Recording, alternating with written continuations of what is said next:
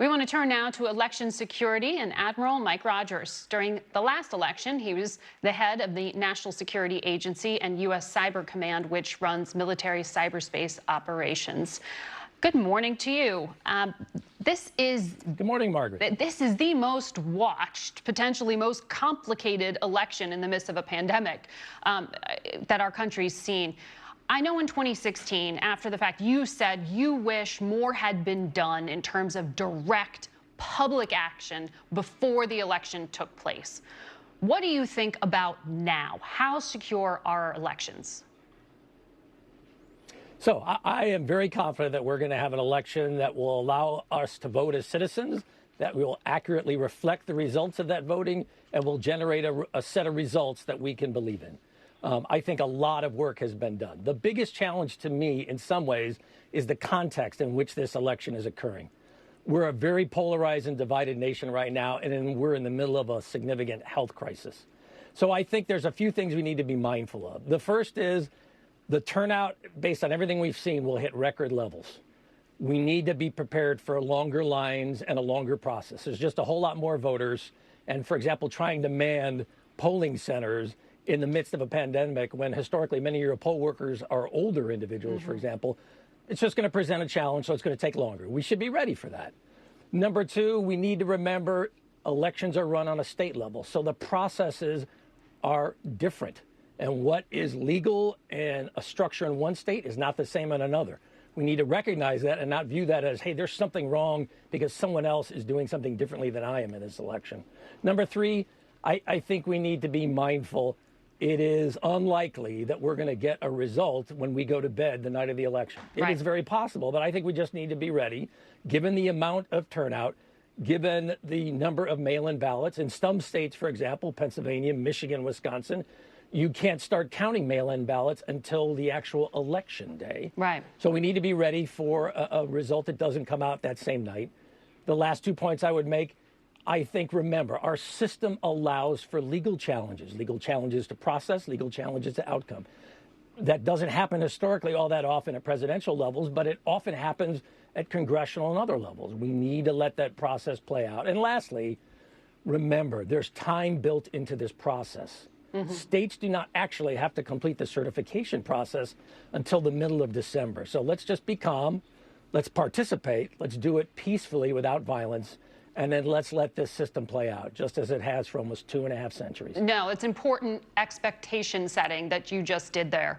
I want to get to your old line of work and your expertise on the intelligence front, because we know U.S. intelligence says that right now Russia is trying to basically manipulate the public, spread disinformation about the election, specifically to hurt the Democratic candidate, and some Kremlin-linked actors trying to boost the president.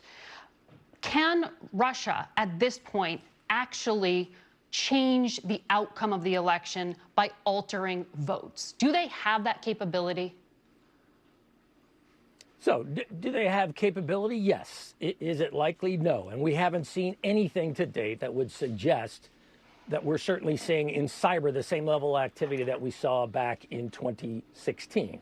I would say where I think the Russians are doubling down is a little less on cyber activity directed directly against voting infrastructure. Think about voter registration, the actual machines we use to cast ballots, the computer systems we use to tabulate voting ballots.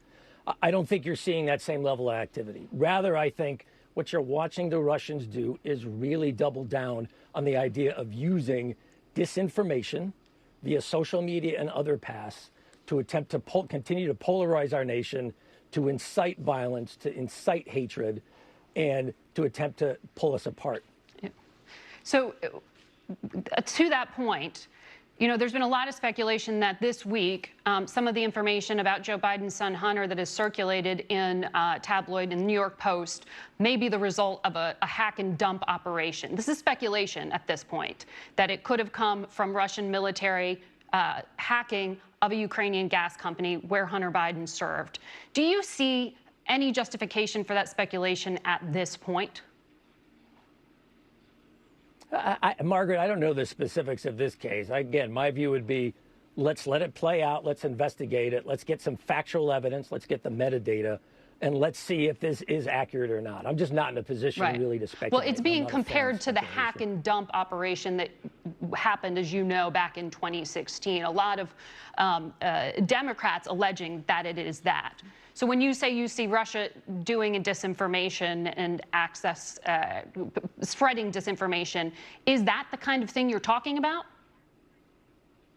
That could be an element. So when you look at a disinformation campaign, you see the Russians using false identities.